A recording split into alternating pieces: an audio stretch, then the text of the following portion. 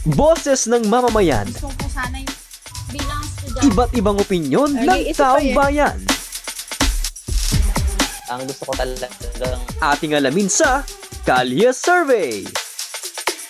Lalo na po sa school, gamit na gamit po yung salita paggamit ng Taglish. Tapos doon naman po sa tanong niya na kung mahalaga po ba yung paggamit ng sariling wika. Siyempre naman po kasi dito po tayo sa Pilipinas nakatira eh. So yun po. Mas maganda pong gamitin natin yung sarili nating wika. Siyempre po, as a Pilipino po, siyempre po,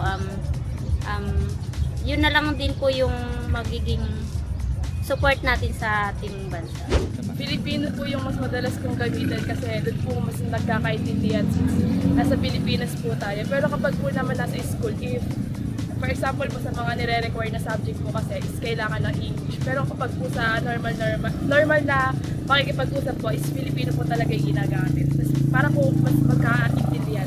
Para po sa akin, ang ginagamit ko po is Filipino po dahil karamihan po sa atin is yun po yung ginagamit natin din sa Pilipinas para po magkaintindihan rin po tayo dito sa mas maayos po tayo magkakaintindihan. For me po, kadalasan ko pong ginagamit is Filipino po.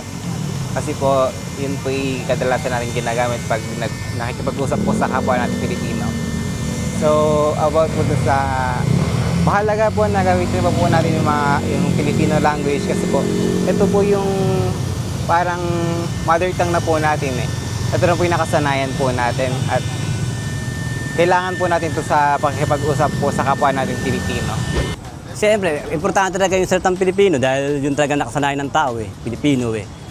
Sa English naman kasi, madalang kasi minsan gamitin ng tao yan pag sa ibang lugar. Pero kadalasan talaga, Pilipino talaga o Tagalog, ang importante ginagamit ng tao ngayon at nakasanayan ng tao.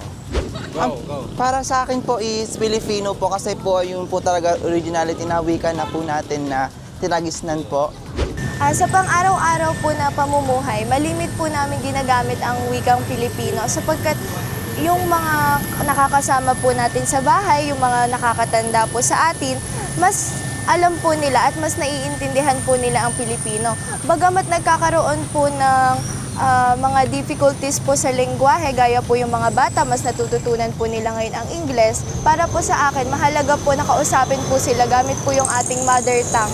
Para po sa eskwelahan, mas maintindihan po nila yung kanila pong mga inaaral. Kasi po, mas maintindihan po nila yon pag ginamit po nila yung first language natin.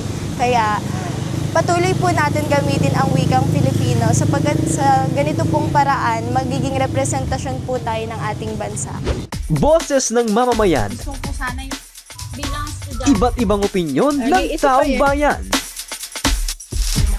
ang gusto ko talagang Ating alamin sa Kalye Survey.